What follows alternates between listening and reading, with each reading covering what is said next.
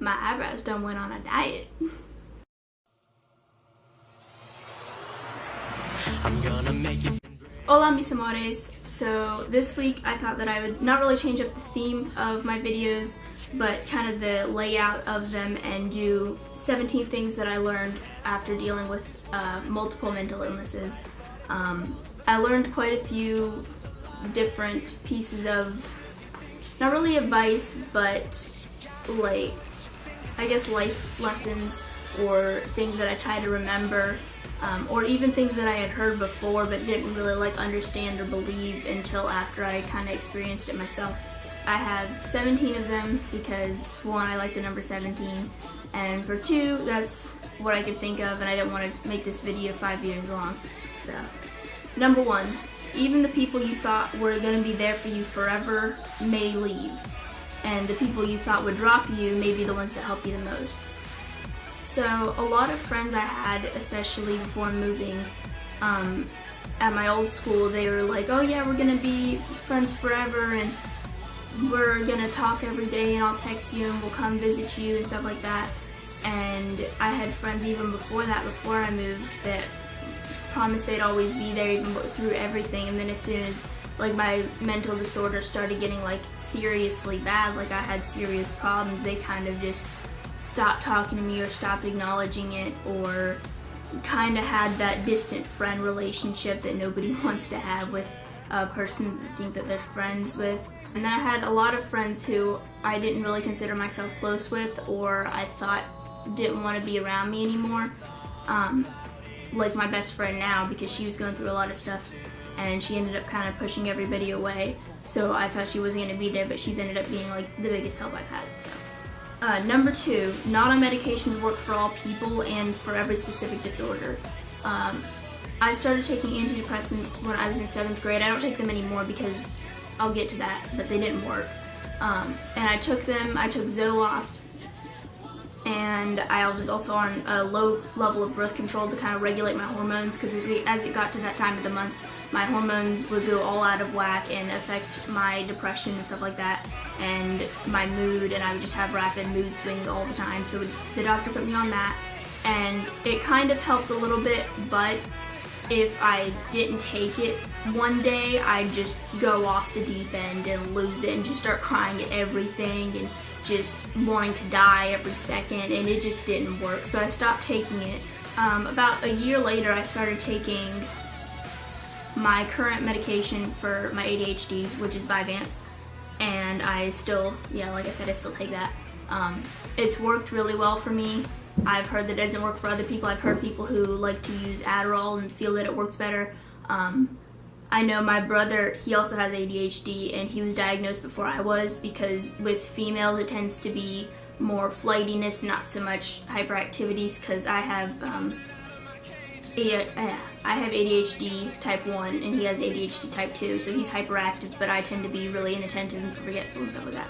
But like I said, a lot of people say that Zoloft works for them and that it's worked wonders with them, but it hasn't worked with me. Any antidepressant I've taken hasn't actually worked for me. Any medication that's an antidepressant. I found a bunch of kind of just not natural, but get me through the day kind of ways as antidepressants, quote unquote. I do have 7 cats, so that helps. Number 3, it's not something you can just get rid of overnight and wake up and be perfectly fine in the morning. It took years for me to even recognize that I had an actual problem, and that it wasn't just something that I was dealing with situationally, because around the time that I developed depression, it was around the time I had a lot of stuff going on at home and with my family and stuff like that. So everybody kind of just blamed it on that and said it was situational, but it didn't go away after the situation was mostly resolved.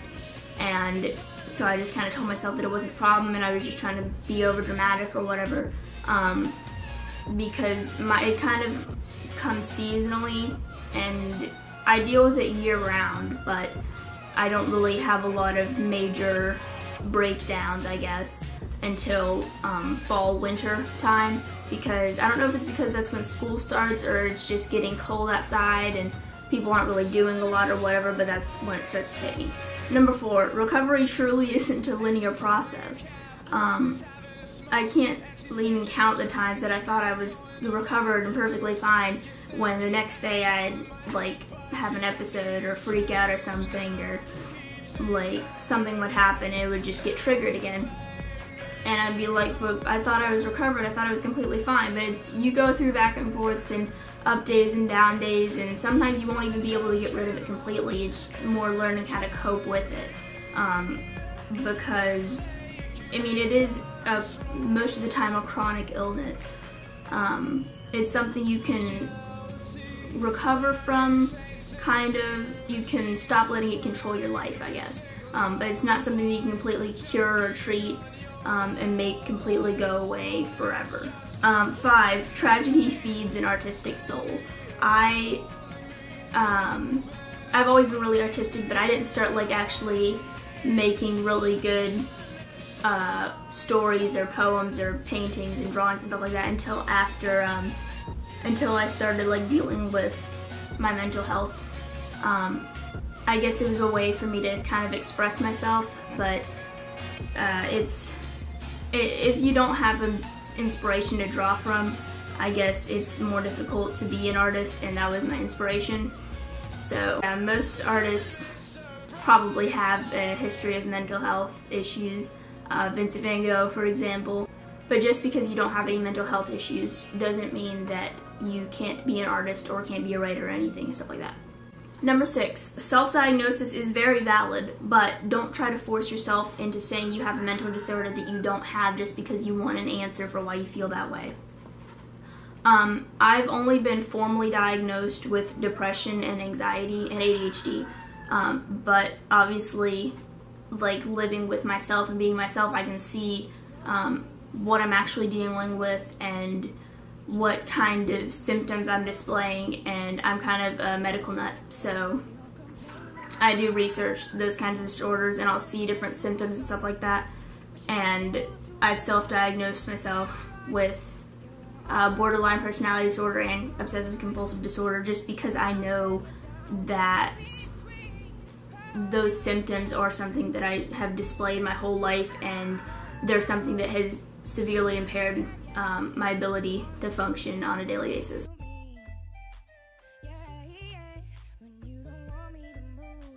I've obviously learned to deal with it now because I can function normally, but it is something that still affects my life, and I can see its effects in my life like daily, and it's not just an occasional thing. Number 7, some people won't take you seriously, and that's okay. I can't even think of the number of times that I've told people that I have depression or anxiety or problems eating or whatever that haven't taken me seriously because I look a certain way, or the stigma surrounding mental health or that specific disorder, and they just are like, oh yeah, it's just a fad, or you're just going through a phase or whatever, you're just sad today. And especially anxiety has been so stigmatized as being cute and whatever, and everybody has anxiety, that nobody takes it seriously when you actually do have severe anxiety. I do have pretty bad anxiety, especially with my ADHD, because I focus on so many things at once after my medicine's worn off, and it makes it difficult to like not think about things because I'll either have a situation that goes on or I'll make a mistake because of one of my mental illnesses, and I'll just keep thinking about it, and it'll affect my sleeping and stuff like that too a lot of times. And insomnia really does suck. Number 8, being depressed is not the same as being stupid or lazy or broken. Throughout dealing with my depression, I get really, really tired, and I'll just lose all motivation to do anything. So a lot of people call me like lazy and say that like I haven't cleaned up or something because I'm lazy and I throw my stuff all over the house or whatever, when in reality I still haven't found the motivation to actually go clean up my bedroom, even though I realize that it's a wreck, because it is, and I want to clean it, but I just haven't had any real motivation to go do it. Last year, first semester, I had a pretty bad mental breakdown that year, and I kind of just stopped doing the work that didn't really interest me, so I pretty much stopped doing everything except health sciences. because I love health sciences, and it was something that I already knew a lot about, so it kind of gave me that confidence to continue doing well in that class. But all my other classes except civics, I think, because I liked the class also, but math and art history, I kind of just stopped doing the work, and I felt really stupid because especially in math it was pre-calculus, and it was honors, so we had to go pretty quickly, and everything kind of based off of everything else. So I felt stupid when I didn't get the next thing we were doing, but it was only because I was still dealing with my depression and people were not recognizing that it was an actual problem until I was close to like killing myself. Number 9, just because your mental health may not have gotten as bad as someone else's doesn't mean that you don't have a problem or that you don't deserve help for it. I compare myself a lot to other people who have issues with self-harm or eating disorders or whatever, and because it hasn't gotten as bad as some people's has, I kind of discount my own difficulties and say, oh yeah, well it hasn't gotten as bad as them, and I've never had to go to the hospital for anything, so it's obviously not that bad, but it's still a problem that probably should be dealt with, and it's still something that you will deserve help for, even though it's not, even if you haven't killed yourself, or not, I mean if you have killed yourself, then obviously you can't get help after that. Even if you haven't tried to kill yourself like 7 times or been hospitalized or gone inpatient or stuff like that, you still deserve to get that help and be able to live a semi-normal life, even if you still have to deal with that mental disorder. Number 10, you're constantly in a back and forth between trying to tell someone and keeping it hidden. So many times I would, after hurting myself or something like that, I would like wear shorter sleeves, like the 3/4 length sweaters and stuff like that, hoping that someone would like see and ask me like, what's wrong, are you okay, or something like that. But I also didn't want anybody to know, so I kind of I'd let people see and then I'd lie about it. So it was kind of a weird back and forth thing, because I wanted people to ask about it, but then I'd lie about it. And sometimes, like, if I would be talking about like food or eating or something like that, I kind of drop hints that I had issues with eating and stuff like that, because I wanted people to ask me if I was okay, and then for some reason I wanted to be like, oh no, I don't want recovery, and it's fine, and I need to get skinny and stuff like that. So like, I was always wanting people to ask me if I was okay, but I would always lie about it, so it was really weird. Number 11, it takes a toll on relationships. I have had two real relationships that lasted like long term, since like dealing with my mental health. I've had a couple more, but they're really short-term relationships, so but it really took a toll on those relationships, and my most recent one, I think, really was, I think she did break up with me because of my issues with mental health, despite the fact that she also dealt with mental health issues, and it hurt me a lot because of it. But I mean, I do realize that it takes its toll on people, and it's kind of difficult to have a relationship and the other person's always talking about their problems, or they're always like saying how they want to die or something like that, because it for one freaks out the other person, and for two, it takes an emotional toll on that person because they're constantly worrying about their partner, and it's just difficult. I mean, I've even had a girlfriend that was dealing with mental health, and it was worse than mine was at the time, and like she said that she broke up with me because she said she didn't want to hurt me when she was gone, and I feel like such a bitch because I just let her like break up with me. I was like, okay, and luckily she's okay now, but I didn't want to be in that relationship anymore, so I kind of just let it drop, because at the time I've had a lot of issues relationship hopping because I don't like to be alone in relationships. I have a lot of abandonment issues, so I would kind of just date somebody even if I didn't actually have any real feelings for them, just to be in a relationship. Number 12, having something to take care of can really keep you going. I have, like I said, 7 cats that I take care of. Getting up in the morning and having something that I could get up and take care of, or having a reason to go outside even to take care of my plant. It just really helped me to be able to get up in the morning and actually have a motivation to be alive in general. Number 13, there's no dumb reason, quote unquote, to talk yourself out of suicide. If you have any reason that you're like, no, I should probably stay alive, or I shouldn't end my life tonight, then it's not a dumb reason. It doesn't matter what it is, or even if it's, oh, I have a book report due tomorrow and the group won't even be able to present if I'm not there.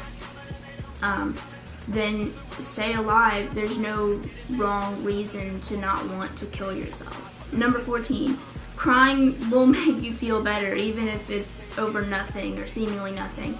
I cry a lot, not because like I'm just a crybaby, but I'll kind of get to the point where I have had enough, or I'm just done, and it'll be something trivial that'll push me over the edge, and that'll make me like just start crying or whatever.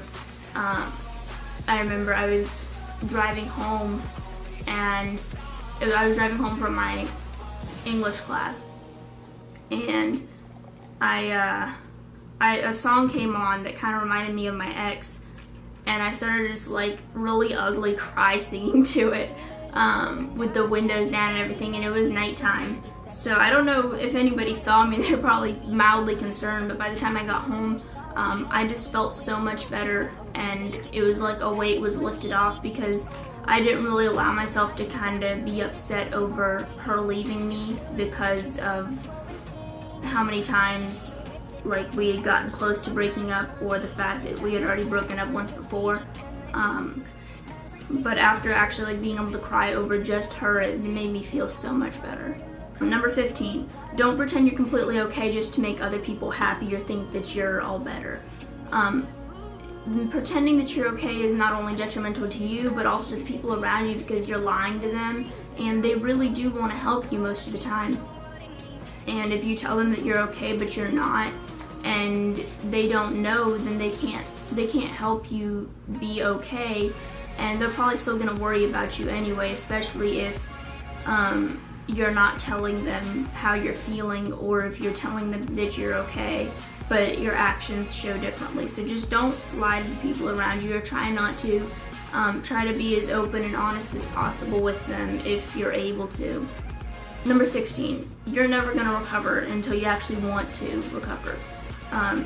I've tried to recover so many times because I knew that what I had going on was a problem, and that I didn't want to deal with it anymore, but I didn't actually want to give up those behaviors and that feeling and stuff like that. Not really the feeling, but being sad was what I had been from like the end of 6th grade up until present day mostly. So I didn't really want to give up that comfort and familiarity that I've had, because I'm not used to not waking up like just sad or upset about something. Not really upset, just sad. But I'd wake up sad and tired pretty much all the time. But until I actually made the decision that I actually wanted to recover for me and not for everyone else around me, it wasn't working. I just relapse and fall back into those habits. And it just didn't work until I actually decided that I wanted to try and recover. And I still do have relapses now and then, but everybody does and will on the path to recovery. But what matters is that you keep trying and don't just give up. And finally, number 17, you will learn to deal with your mental illness, and it will be a part of your life but not a part of who you are. Mental illness a lot of times will end up being chronic, and will last for the rest of your life, and it'll end up being something that you deal with on a day-to-day basis, but it won't be something that controls you on a day-to-day basis. It may sometimes, but through recovery and through attempting to recover and get better and find those coping methods that aren't harmful to you, finding those coping mechanisms to let you like deal with your mental illness better and not be harming yourself mentally and physically, if that's what you have been dealing with, will really help like alleviate that control that mental illness can have over your life.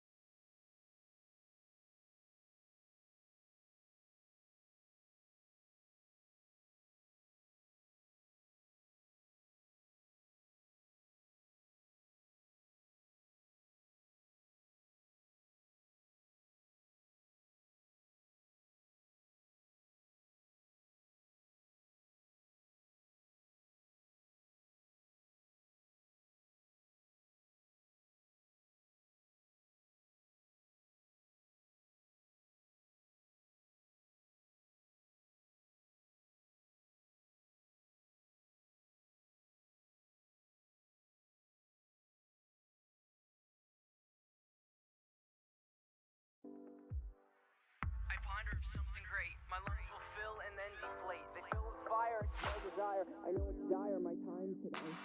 I have these thoughts so often I ought to reflect that slot like what I once thought. Cause somebody stole my car radio and now I just